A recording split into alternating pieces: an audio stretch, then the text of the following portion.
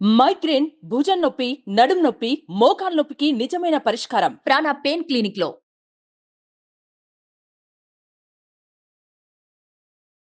వాగర్థావివ సంపృక్తౌ వాగర్థ ప్రతిపత్తయే జగతః పితరౌ వందే పార్వతీ పరమేశ్వరౌ. సదాశివసమారంభాం శంకరాచార్య మధ్యమాం అస్మదాచార్య పర్యంతం వందే గురు పరంపరాం. ఆదిత్యాయ చ సోమాయ మంగళాయ బుధాయ చ గురుశుక్ర శనిభ్యశ్చ రాహవే కేతవే నమః. శృంగేరి జగద్గురు పీఠాధిపతులకి, కంచి పీఠాధిపతులకి నమస్కారములు తెలియజేసుకుంటూ కార్యక్రమాన్ని ప్రారంభిద్దాం. ఈ రోజున మనం నవంబర్ 16వ తారీఖు నుంచి 30వ తారీఖు వరకు కన్యా రాశి వారికి ఏ విధంగా ఉండబోతుందో తెలుసుకునే ముందు గ్రహ సంచారం తెలుసుకుందాం. రాశిలోనే కేతువు, సప్తమ స్థానంలో రాహువు, షష్టమందు శని, చతుర్థమందు శుక్రుడు, తృతీయమందు రవి బుధుడు, నవమ స్థానమందు గురువు, అలాగే లాభస్థానమందు కుజుడు స్తంభించి ఉండడం. వీక్షించేటువంటి ప్రేక్షకుల కన్యారాశి వారు ఈ నెల చాలా అదృష్టవంతులని చెప్పవచ్చు. 16 నుంచి 30 తారీఖు వరకు గ్రహ సంచారము అనుకూలంగా ఉంది, గ్రహ గమనము కూడా అనుకూలంగా ఉంది. ఈ కారణం చేత ఈ ఉన్నటువంటి 15 రోజుల్లోనే 10 రోజుల పాటు ఎక్కువగా శుభ ఫలితాలు అనేటువంటివి పొందుతారు. మిగతా రోజులు మాత్రమే అనుకూలంగా లేవు. కాబట్టి కన్యారాశి వాళ్ళు ఎవరైతే ఉంటారో మీ యొక్క ప్రణాళికలు ఏవైతే ఉంటాయో అవన్నీ కూడా కార్యరూపం దాల్చుకోవడానికి అవకాశం ఉన్నటువంటి రోజులు. కాబట్టి వ్యాపార విస్తరణ కావచ్చు, లేదా ఉద్యోగ మార్పు కావచ్చు, బదిలీలకు సంబంధించింది కావచ్చు, నూతన పంటలు కావచ్చు, నూతన బ్రాంచ్లు ఏర్పాటు చేయడం కావచ్చు, అన్ని రకాలుగా యోగదాయకమైనటువంటి పరిస్థితుల్లో ఈ కన్యారాశి వాళ్ళు ఉన్నారని చెప్పవచ్చు.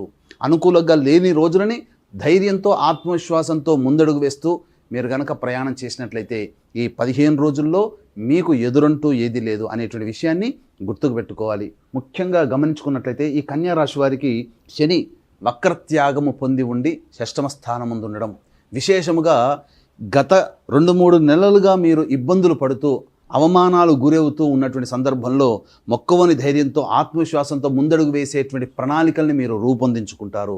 తద్వారా సామర్థ్యము, పోరాట పటిమతో గనక ఉన్నట్లయితే ఈ యొక్క కన్యారాశి వారికి 15 రోజుల్లో ఊహించని విధంగా యోగాలు కలుగుతాయని చెప్పవచ్చు. ఇక ప్రధానంగా తృతీయ రవి బుధ యొక్క సంచార ప్రభావం మీకు ఈ 15 రోజుల్లో నూతన వ్యక్తుల యొక్క పరిచయ ప్రభావం కలగడం, తద్వారా మీ జీవితంలో అభివృద్ధికి బాటలు వేసుకుంటారని చెప్పొచ్చు. ఉద్యోగార్థులైతే ఖచ్చితంగా నిరుద్యోగస్తులు ఉద్యోగం లభించి తీరుతుంది. ఉద్యోగార్థులకి ప్రమోషన్కి సంబంధించినటువంటి చక్కటి శుభవార్త వింటారు. అలాగే కోరుకున్న చోటికి బదిలీలకు సంబంధించినటువంటి విషయాలు కూడా మీకు అనుకూలంగా ఉంటాయని చెప్పవచ్చు. ఇక ప్రధానంగా లాభస్థానమందు కుజుడు స్తంభించి ఉండడం విశేషమైనటువంటి యోగదాయకంగా చెప్పవచ్చు. ప్రధానంగా గమనించుకున్నట్లయితే ఈ యొక్క మైనింగ్ వ్యాపారంలో ఉన్నవాళ్ళు, రియల్ ఎస్టేట్ రంగంలో ఉన్నటువంటి వ్యాపారస్తులు, ఏజెంట్లు, ఎలక్ట్రానిక్ అండ్ ఎలక్ట్రికల్ రంగంలో ఉన్నటువంటి వారు, ముఖ్యంగా సాఫ్ట్వేర్ ఉద్యోగస్తులు, అలాగే రైతులు చక్కగా వేసుకున్నటువంటి ఏ పంటలు అయినప్పటికీ కూడాను అధిక దిగుబడి భవిష్యత్తులో జనవరిలో పొందుతారని చెప్పవచ్చు. ముఖ్యంగా ఈ చెప్పబడినటువంటి వృత్తి వ్యాపారాల్లో ఉన్నటువంటి వాళ్ళకి అత్యంత శుభదాయకంగా ఉంటుంది. నూతన ప్రాజెక్టులు వస్తాయి. అలాగే సంబంధించినటువంటి కార్యాచరణ అనేటువంటిది వేగవంతంగా మీ ముందుకు సాగుతుందని చెప్పవచ్చు. అలాగే ఇక గమనించుకున్నట్లయితే ఇప్పుడు చెప్పబోయేటువంటి వృత్తుల్లో ఎవరైతే ఉంటారో వాళ్ళు కాస్త జాగ్రత్తలు పడాలి. ముఖ్యంగా ఎఫ్ఎంసీజీ రంగంలో ఉన్నవారు, రెస్టారెంట్ హోటల్ బిజినెస్లో ఉన్నవాళ్ళు, సూపర్ మార్కెట్ జనరల్ స్టోర్ నడిపేటువంటి వ్యక్తులు, అలాగే ఎడ్యుకేషనల్ బిజినెస్ మరియు జ్యువెలరీ రంగంలో ఉన్నటువంటి వారు కాస్త ఆచితూచి స్పందించండి. మీ యొక్క ఆదాయానికి ఏమాత్రం ఇబ్బంది ఉండదు. కాకపోతే కొద్దిగా తక్కువ ఆదాయంలో ఉంటారు, కానీ ఏమాత్రం పెద్దగా ఇబ్బంది పడేటువంటి స్థితిగతులైతే ఈ యొక్క కన్యారాశిలో ఈ చెప్పబడినటువంటి వృత్తుల్లో ఉన్న వాళ్ళకి కలగవు. కాకపోతే మీరు కొత్త వాటికి మాత్రము ఆమోదము తెలపకండి. ఇలా ఉన్నట్లయితే మీ యొక్క జాతకరీత్యా ఈ కన్యారాశి వారు అద్భుతమైనటువంటి యోగాన్ని పొందుతారని చెప్పొచ్చు. అయితే గమనించాల్సినటువంటిది తల్లిగారి ఆరోగ్యం పట్ల శ్రద్ధ వహించాల్సినటువంటి పరిస్థితి. విద్యార్థులకి కష్టపడి కోరుకున్నటువంటి విద్యాలయాల్లో ప్రవేశము కానీ, విదేశీయానము, విదేశీ విద్యకు సంబంధించినటువంటి ఫలితాలు కానీ కలుగుతాయి. ఇక ముఖ్యంగా దాంపత్యములో ఉన్నటువంటి వాళ్ళకి, భాగస్వామ్య వ్యాపారస్తులకి దాంపత్య జీవిత భాగస్వాముల మధ్య కొంత అవగాహన లోపం మాత్రమే ఉంటుంది, కానీ వాటిని కూర్చొని పరిష్కరించుకోగలిగితే అన్ని సమస్యలు పరిష్కారం అవుతాయి.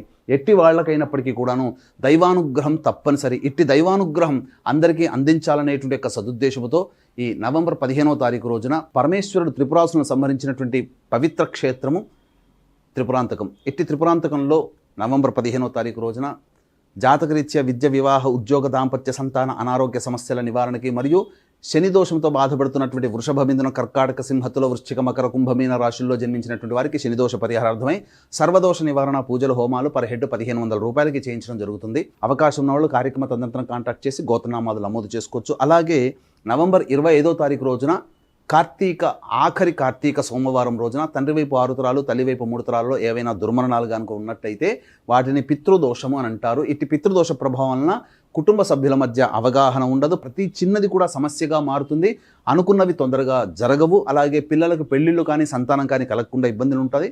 అలాగే ప్రశాంతమైన జీవితాన్ని మాత్రం గడపరు. కాబట్టి నవంబర్ 25 ఆఖరి కార్తీక సోమవారం రోజున పితృదోష నివారణ పూజలు సశాస్త్రీయంగా జరిపించడం జరుగుతుంది. వీటి వివరాలు కార్యక్రమం తదనంతరం కాంటాక్ట్ చేసి తెలుసుకోవచ్చు. అలాగే గమనించుకున్నట్లయితే నవంబర్ 16వ తారీఖు నుంచి 30వ తారీఖు వరకు ఈ కన్యా రాశిలో జన్మించినటువంటి వారికి ఖర్చులు, ఆదాయాలు, అలాగే మానసిక పరిస్థితి ఏ విధంగా ఉంటుందో క్లుప్తంగా తెలియజేసుకుందాం.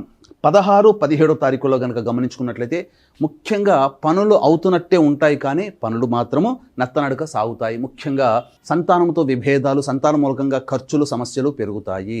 కాబట్టి లౌక్యంగా సంతానంతో వ్యవహరించండి.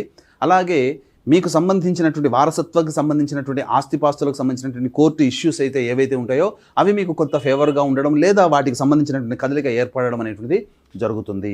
ఇక 18, 19, 20 తారీఖులో కనుక చూసుకున్నట్లయితే నిరుద్యోగస్తులకి ఉద్యోగము సంబంధించినటువంటి శుభవార్త, అలాగే ఉద్యోగంలో ఉన్నటువంటి వారికి ప్రోత్సాహకములు అనేటువంటివి అధికారుల ద్వారా కలుగుతాయని చెప్పవచ్చు. ధనము కూడా సమకూరుతుంది. ఇంకా 21, 22వ తారీఖులో కనుక గమనించుకున్నట్లయితే అన్ని రంగాలలో, అన్ని వృత్తులు, అన్ని కుల వృత్తుల్లో ఉన్నటువంటి వారికి అధిక ధనాదాయము లభించబోతుంది. ముఖ్యంగా అవసరానికి తగ్గట్టుగా మీకు డబ్బు సమకూరుతుంది. ఇక 23, 24 తారీఖులో కనుక చూసుకున్నట్లయితే మీకు ఖర్చులు అనేటువంటివి ఉంటాయి. మానసిక ప్రశాంతత లోపిస్తుంది. పనులన్నీ కూడాను బ్రేక్స్తో కంప్లీట్ అవుతాయి. కాబట్టి ఏ పని చేయాలన్నా ఆసక్తిగా ఉండదు. కాబట్టి కొన్ని నిర్ణయాలు మాత్రం 23, 24 తారీఖులో తీసుకోకుండా ఉండడమే మేలని గమనించాలి. ఇక 25, 26, 27 తారీఖులో చూసుకున్నట్లయితే పెండింగ్లో ఉన్నటువంటి పనులని పూర్తి చేసుకుంటారు. ఒక బాధ్యతని పూర్తి చేసుకున్నటువంటి సంతోషంతో బంధుమిత్రులతో విందులు వినోదాల్లో పాల్గొంటారు, సంతోషంగా ఉంటారని చెప్పవచ్చు. ఇక 28, 29 తారీఖులో చూసుకున్నట్లయితే కుటుంబ సభ్యుల మధ్య కొంత మనస్పర్ధలు వచ్చే అవకాశము, కంటికి పంటికి సంబంధించినటువంటి సమస్యలు, మనస్సు ప్రశాంతంగా ఉండదని గమనించుకోవాలి. ఇక 30 తారీఖులో అయితే మీకు కొత్త వ్యక్తులు పరిచయం అవుతారు. అలాగే మీ యొక్క అవసరాలని మీరు బంధుమిత్రుల సహాయ సహకారాలతో మీరు వాటిని తీర్చుకుంటారని చెప్పవచ్చు. రాని బాకీలు వసూలైతే ధనం కూడా అందుబాటులో ఉంటుంది. కాబట్టి ముఖ్యంగా గమనించుకోవాల్సిన అంశం ఏంటంటే 23, 24, 28, 29 తారీఖుల్లో ఖర్చులు అధికంగా ఉంటాయి. కాబట్టి ఉన్నటువంటి ఖర్చుల్ని తగ్గించుకోవడమో లేకపోతే వాటిని వాయిదా వేసుకోవడం చేసుకుంటే ప్రశాంతమైన జీవితాన్ని కన్యా రాశి వారు పొందుతారని చెప్పవచ్చు.